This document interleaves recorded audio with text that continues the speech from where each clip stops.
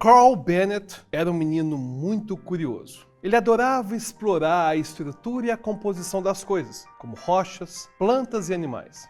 Toda essa curiosidade fez ele decidir muito cedo que iria ser médico cirurgião. Mas tinha um problema. Bennett tinha síndrome de Tourette e por isso fazia movimentos e sons que ele não controlava. Algo que parecia meio perigoso para um cirurgião, já que se trata de uma profissão que exige muita sutileza nos seus movimentos. Hoje nós vamos entender o caso de Bennett, se realmente ele conseguiu seguir a carreira que ele desejava, e vamos compreender o que é a síndrome de Tourette, suas causas e como ela afeta o cérebro. Há quase 2000 anos, o médico grego Areteu da Capadócia já registrava uma condição que fazia os pacientes emitirem sons estranhos, caretas, movimentos involuntários, blasfêmias e xingamentos. Séculos mais tarde, durante a Idade Média, essa mesma condição seria interpretada como uma possessão demoníaca. Foi só em 1885 que o médico francês Georges Guillet de La Tour fez uma descrição clínica e a comunidade científica percebeu que se tratava de uma síndrome. Atualmente, a síndrome de Tourette é reconhecida no Manual Diagnóstico e Estatístico de Transtornos Mentais. E o seu diagnóstico depende de uma avaliação profissional bem cuidadosa. E vamos trazer aqui os principais critérios que vão definir esse transtorno. O Tourette é caracterizado por múltiplos tiques motores e vocais. Entenda tique como um movimento ou um som involuntário e que acontece de forma rápida, subitamente e de forma recorrente. Às vezes, os touréticos até conseguem suprimir os tiques por um tempo, mas a muito custo, já que o incômodo cresce e só é aliviado quando o tique é feito. Um dos tiques que fez com que o Tourette fosse muito comentado é a coprolalia, que trata-se da emissão incontrolável de palavrões. Além dele, temos também a cropropraxia, que se trata de fazer gestos obscenos. Porém, vale chamar a atenção que, apesar de serem possíveis sintomas, não são todas as pessoas com Tourette que vão manifestá-los, já que existem muitos tipos de movimentos e sons involuntários. Os tiques podem aumentar ou diminuir a frequência em intervalos de tempos, sendo que alguns podem sumir por semanas. Mas o importante é que, para o diagnóstico, eles precisam ter persistido por mais de um ano. E esse é um daqueles transtornos que entra como transtorno do neurodesenvolvimento.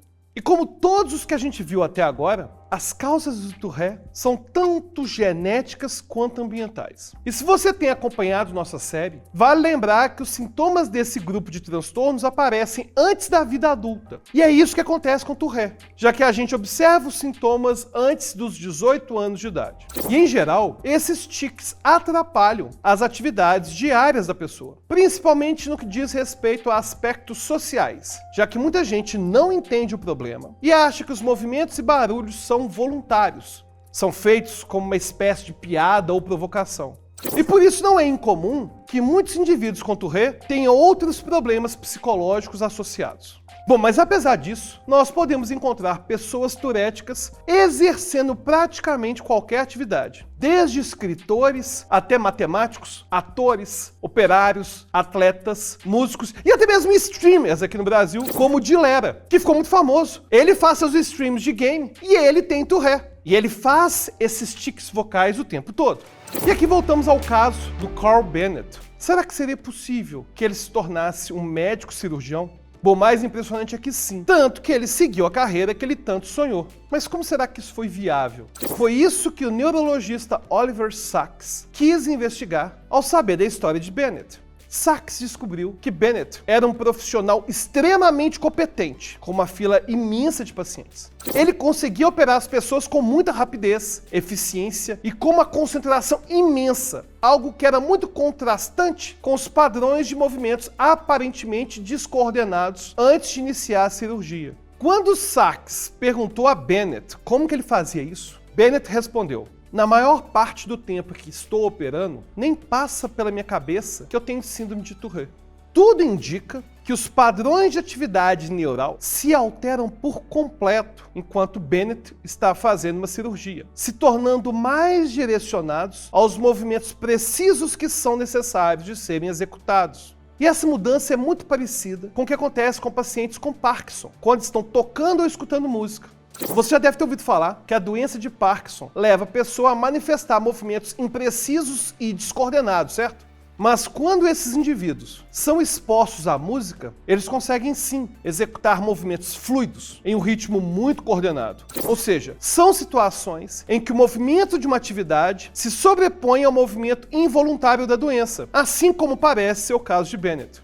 Mas, naturalmente, o sucesso dele na cidade em que ele trabalha não foi algo fácil de conquistar. De início, as pessoas olhavam para ele com muita desconfiança, como se pensasse algo do tipo: um cirurgião com tiques nervosos deve ser piada. Mas, gradativamente, ele foi formando uma clientela e um círculo de amigos médicos que também passaram a confiar no trabalho dele. Perceba que até os médicos ficaram incrédulos inicialmente com a possibilidade de o cirurgião ter síndrome de Tourette. Ele conta que quando começou a trabalhar no hospital, ele tentava suprimir os tiques e só dava pulos no corredor quando tinha certeza que ninguém estava olhando para ele. Agora ele dá os pulos dele e todos os colegas já estão acostumados. Ninguém dá nenhuma atenção especial. Mas como agora há pouco nós falamos do cérebro, vamos tirar um minuto para analisar o que há de diferente do cérebro de alguém com síndrome de Tourette.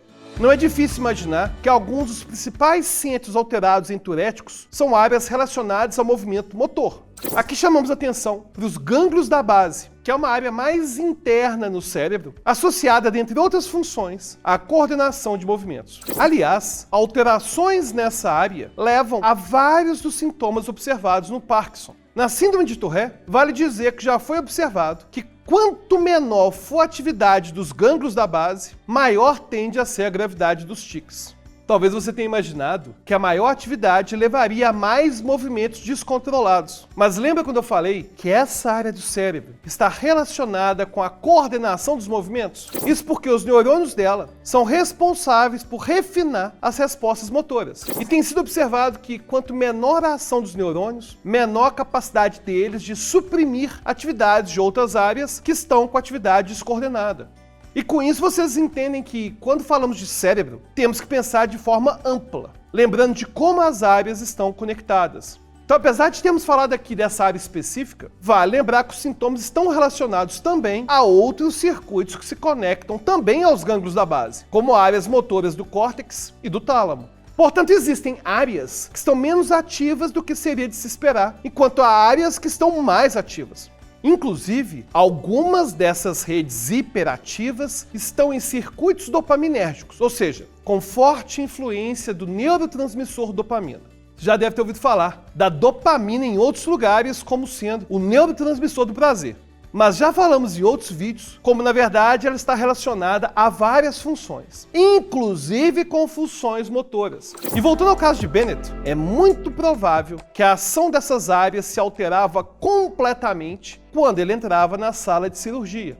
Mas precisamos chamar a atenção para uma outra coisa. Com Bennett, acontecia algo muito comum na síndrome de Tourette. Se ele se sentisse ansioso ou sob pressão, a tendência é que os tiques voltassem com mais força. E então, fosse mais difícil de suprimi-los. Por isso, se durante a cirurgia alguém viesse avisar que tinha o paciente esperando ele no pronto-socorro, ou que a mulher dele pediu para ele passar no supermercado, ou que um outro paciente queria remarcar uma consulta, ele se desconcentrava e precisava de tempo para voltar no ritmo anterior. Inclusive, ele passou a pedir que não o interrompessem mais, já que atrapalhava muito o curso da cirurgia. E como eu disse, isso não acontece apenas com Bennett. Afinal, os turéticos relatam um aumento drástico nos tiques se eles estão muito ansiosos ou muito estressados. Saber disso é importante para nos colocarmos no lugar dessas pessoas. Imagine alguém com síndrome de Tourette que está numa situação muito ansiogênica. Claro que é natural que os tiques aumentem, mas se ele perceber que está sendo julgado por isso, a tendência é que os tiques aumentam ainda mais. E situações assim podem causar sérios problemas para a autoestima da pessoa. Aliás, lembra de quando falamos que a síndrome só foi reconhecida como um problema médico no final do século XIX? Gente, é muito recente isso. Mesmo depois disso, a doença ainda era vista como um problema moral ou como uma fraqueza. E só depois dos avanços do entendimento da fisiologia, entendimento do cérebro, que a comunidade médica compreendeu que se tratava de algo neuroquímico. Felizmente, também foi possível encontrarmos tratamentos para a doença. E hoje sabemos que tanto intervenções farmacológicas quanto psicoterapia podem ajudar a reduzir os sintomas. Atualmente existem pessoas que tentam romantizar a condição, trazendo mais o lado cômico e enérgico dela. Mas há também um lado difícil para os turéticos, que assim como Bennett, devem lutar com as suas dificuldades diárias e devem provar que são sim capazes para aqueles que ainda não acreditam no seu potencial. E você já conhecia a síndrome de Tourette? Tem alguma dúvida? Deixa aí nos comentários. E lembra, se você quiser assistir a mais vídeos como esse, já se inscreva no canal, já ativa o sininho, porque toda semana tem vídeo. Até a próxima.